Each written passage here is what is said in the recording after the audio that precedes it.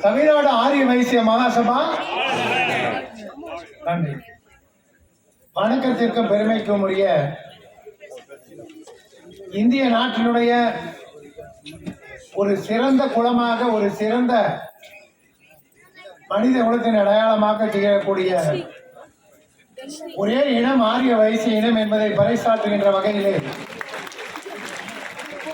பெருந்திரளாக இங்கே வருகை புரிந்திருக்கக்கூடிய என்னுடைய ஆறுயிர் சொந்தங்களே, என் உயிரினும் மேலான சகோதர சகோதரிகளே, மேடையிலே அமர்ந்திருக்கக்கூடிய தலைவர்கள். இந்த விஜயகுமார் எப்படின்னா, நான் ஏற்கனவே சொன்னேன், தமிழ்நாட்டுக்கு ஒரு சீஃப் மினிஸ்டர் விஜயகுமார், அங்க விஜய், இங்க நமக்கெல்லாம் ஒரு சீஃப் மினிஸ்டர் மாதிரி இந்த விஜயகுமார். இன்னொருத்தர் மேடையிலே காணோம், அவரு பேரு சுரபி கார்த்திக், இதனுடைய மூளையே அவர் தான் வருவார் நினைக்கிறேன். அவர் எப்படின்னா, நம்ம தமிழ்நாட்டுக்கு ஒரு சிறந்த தலைவராக வர போகின்ற நம்முடைய தமிழகத்துடைய தன்மான தலைவர் அண்ணாமலை போலவே இருக்கின்ற அந்த ஒரு சுரபி. இந்த ரெண்டு தலைவர்களும் தமிழ்நாட்டை இன்னைக்கு போட்டு கலக்கி ஒரு விவேகமான சமுதாய பணியை தேர்ந்தெடுத்து, வைசியர் என்று சொல்லடா தலை நிமிர்ந்து நில்லடா என்பதற்கு ஏற்ப தமிழ்நாட்டை, வைசிய குலத்தை இன்றைக்கு திரும்பி பார்க்க வைத்திருக்கின்ற இந்த தலைவர்களை எல்லாம் நாம் வாழ்த்துகின்றேன். இவங்களுக்கு பின்னால பொருளாளர் சொன்னாரு, நியாயமா பார்த்தா எல்லா இடத்துலயும் ஊழல், ஆனால் ஊழலே இல்லாத ஒரு பொருளாளரை பெற்றிருப்பது இவருடைய பெருமை. அந்த 8 பேர் கமிட்டி பவர் பாயிண்ட்ல பார்க்கும்போது எனக்கு ரொம்ப ஆச்சரியமா இருக்கு. நம்ம ஆளுங்களா இப்படியா? அப்படியே அப்பா, காலம் மாறிவிட்டது, காலத்தின் போக்கிலே வைசியம் சென்று கொண்டிருக்கிறது. இளைஞர்களும் சகோதரிகளும் இளைஞர்களும் இந்த இயக்கத்திலே மிக வேகமாக தன்னை அர்ப்பணித்துக் கொள்வதற்காக இன்றைக்கு கோயம்புத்தூருக்கு வந்திருக்கிறார்கள். இந்த 8 பேர் அதற்கான பணியை 64 பேர் அவர்களை இயக்குகின்ற எல்லாம் சக்தியும் கொடுத்திருக்கின்ற அன்னை வாசமாம்பிற்கு தமிழ்நாடு ஆரிய வைசிய ஆரிய குலத்தின் சார்பாக போற்றுதலும் வணக்கத்தையும் நாம் அத்தனை பேரும் செலுத்த வேண்டும் என்று உங்களை அன்போடு கேட்டுக்கொள்கிறேன். ஒருங்கிணைப்பாளர் நம்ம ஈரோடு மகேஷ், அவர் எல்லாம் டிவியில பார்த்துருக்கோம், சினிமாவில் பார்த்துருக்கோம், எல்லா இடத்துலையும் இருக்கோம். அவரை ஒரே ஒரு வேண்டுகோள், நீங்க அரசியலுக்கு வாங்கன்னு அவரை கூப்பிட்டு இருக்கேன். போன மாசமே ஓசூர்ல எனக்கு கிடைச்சாரு, அரசியலுக்கு வந்துருங்க, அண்ணாமலை பின்னாடி வாங்கன்னு சொல்லிட்டு இருந்தேன். அது அவரு சாய்ஸ். Very good, வந்துட்டாங்களாம்.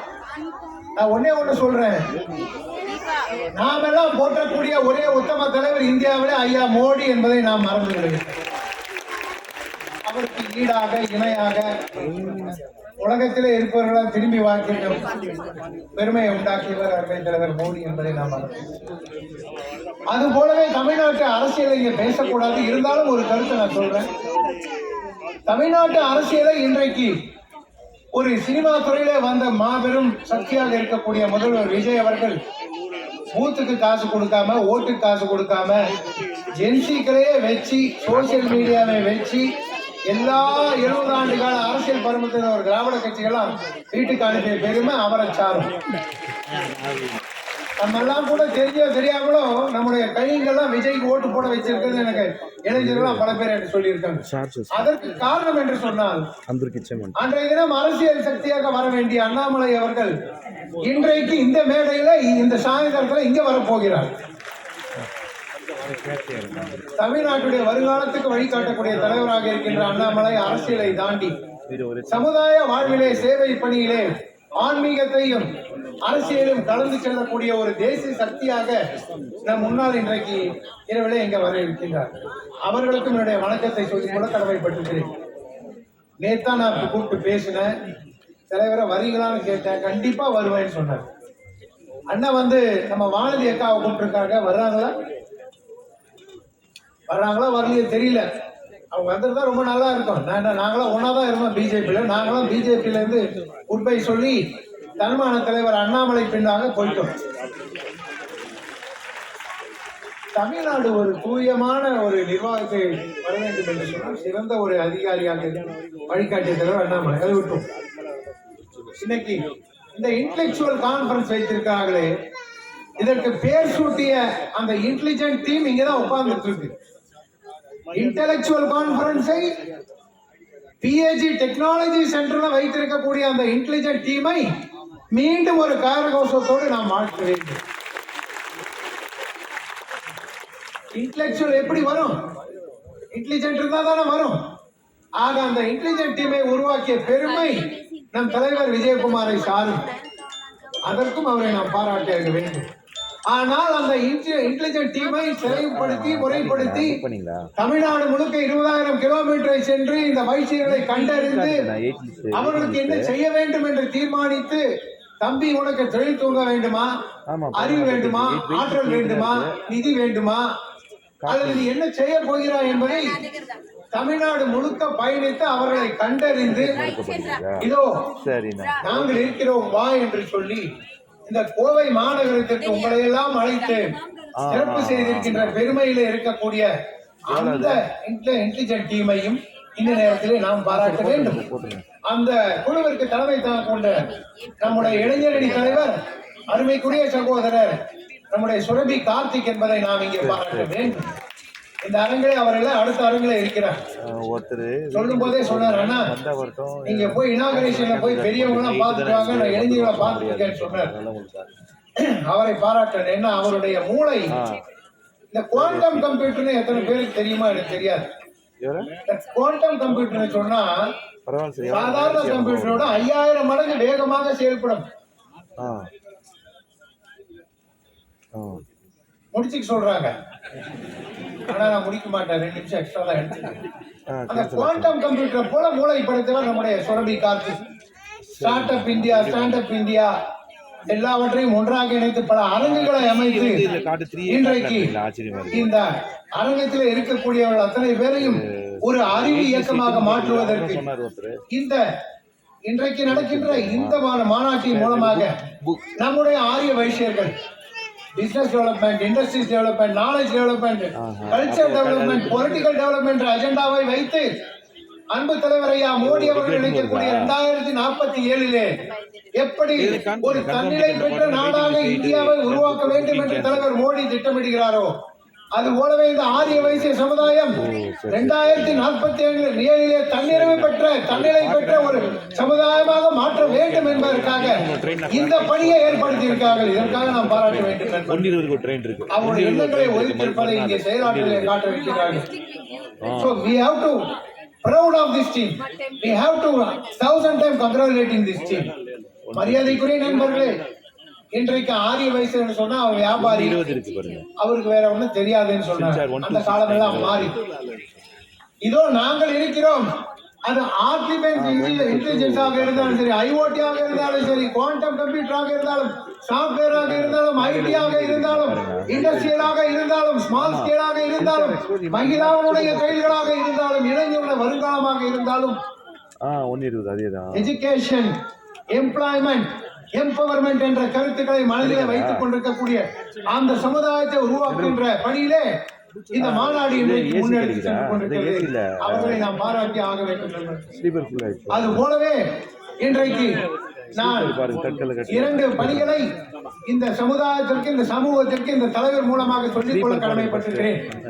நீங்கள் இந்த விவாதத்தை, விவேகத்தை, விஞ்ஞானத்தை, வருங்காலத்தை வகுக்கின்ற அதே நேரத்திலே 2 பணிகளை செய்தாக வேண்டும்.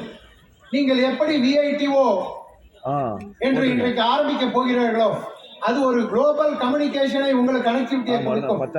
அது போலவே வைசிய சமூகத்தை ஒன்றாக இணைக்கின்ற பணிகளுக்கு ஆரிய வைசிய இயக்கத்தின் சார்பாக ஒரு டிவி சேனலை உருவாக்க வேண்டும் என்று இந்த நேரத்தில் மீண்டும் உங்களிடத்தில் நாம் கோரிக்கை வைக்கிறோம். அது வாசதி டிவியாக இருக்கட்டும், வைசியா டிவியாக இருக்கட்டும், விஜய் டிவியாக இருக்கட்டும், கார்த்திக் டிவியாக இருக்கட்டும், ஆனால் வைசியர்களுக்கு தமிழ்நாட்டின் மூலமாக ஒரு டிவி சேனலை உருவாக்குவதற்கு நீங்கள் முன்வர வேண்டும் என்று அன்போடு கேட்டுக்கொள்ள கடமைப்பட்டிருக்கின்றீர்கள். சாதனையாளர்களை கண்டுபிடித்து விட்டீர்கள். அந்த ஸ்டார்ட் அப்பிற்கு பணம் கொடுப்பதற்கு இங்கே ஏற்பாடு செய்யப்பட்டிருக்கிறது. மிகப்பெரிய சாதனை என்பதை நாம் இங்கே பார்க்க வேண்டும் நண்பர்களே. அந்த 2 என்னன்னு சொன்னா, 1 டிவி, அடுத்தது somewhere only one thing I want to emphasize here. 2 years back, the government of India, under the leadership of Honorable Prime Minister Modi ji, they declared a policy and they brought the scheme, and that அரசாங்க ஆணை பிறப்பிக்கப்பட்டு EWS பொருளாதாரத்திலே பின்தங்கி இருக்கின்ற யாராக இருந்தாலும் அவர்களுக்கு முன்னிறுத்த வேண்டும் என்ற கொள்கையை கொண்டு வந்த அந்த மோடி அரசாங்கம் கொண்டு வந்த கொள்கையிலே வைசியர்களுடைய முன்னேற்றத்திற்கு மிகப்பெரிய வாய்ப்பு இருக்கிறது. ஆனால் கடந்த ஆட்சியிலே இருந்தவர்கள் பலமுறை வேண்டுகோள் விடுத்தும் அதை செய்யவில்லை. இன்றைக்கு மத்திய அரசாங்கம் நமக்கு கொடுத்திருக்கின்ற இந்த உரிமையை பெறுவதற்கு விஜய் அவர்களும் கார்த்திக் அவர்களும் ஒரு குழுவை உண்டாக்கி விரைவிலே தமிழ்நாடு முதலமைச்சரை சந்தித்து நாங்கள் எல்லாம் பொருளாதாரத்திலே எப்படி பின்னோக்கி இருந்தாலும் கூட எங்களை வாழ வைப்பதற்கு கொடுத்திருக்கின்ற இந்த ஸ்கீமை முன்னெடுத்து செல்வதற்கு தமிழ்நாடு அரசு முன்வர வேண்டும் என்று விஜய் அவர்களை சந்தித்து நீங்கள் கேட்க வேண்டும். அதற்கான பணியை நானும் உங்களிடம் மேற்கொள்வேன் என்று உறுதியை சொல்லிக்கொள்ள கடமைப்பட்டிருக்கின்றேன்.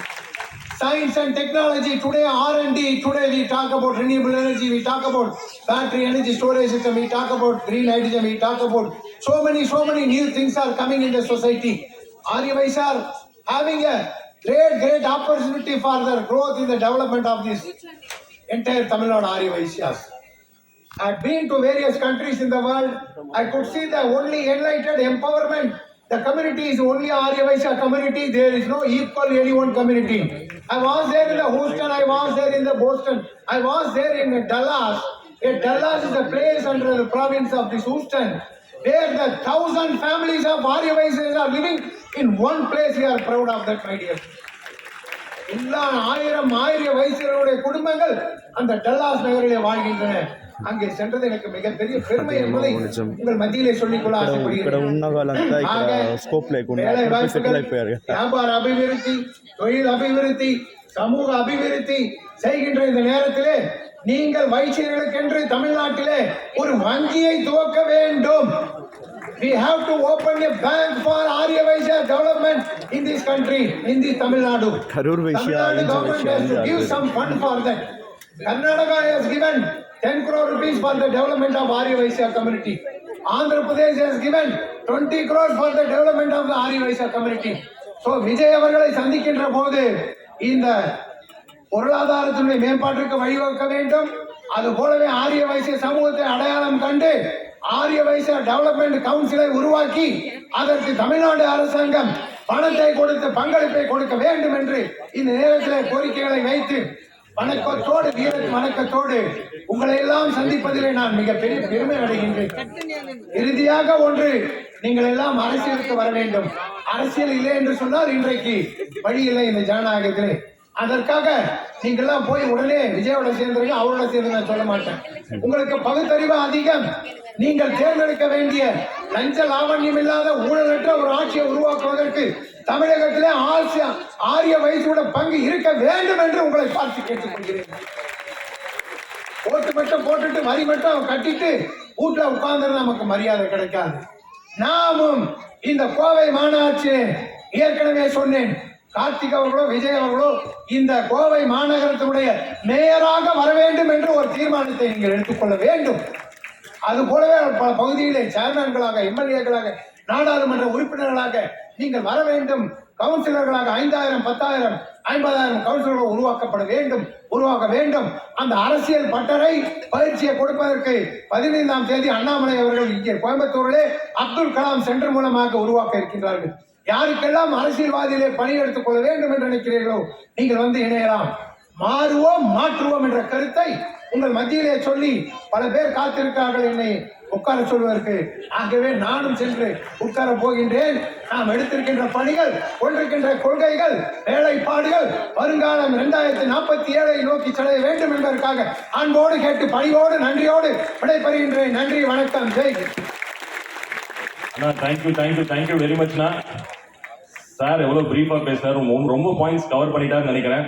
ஸோ மற்றவங்க வரவங்க அதுக்கு தகுந்த மாதிரி டைமை வந்து மேட்ச் பண்ணி கொடுங்க ப்ளீஸ். Thank you very much. அடுத்து வரவங்க வந்து IPS officer, he also wants to main the strict protocol.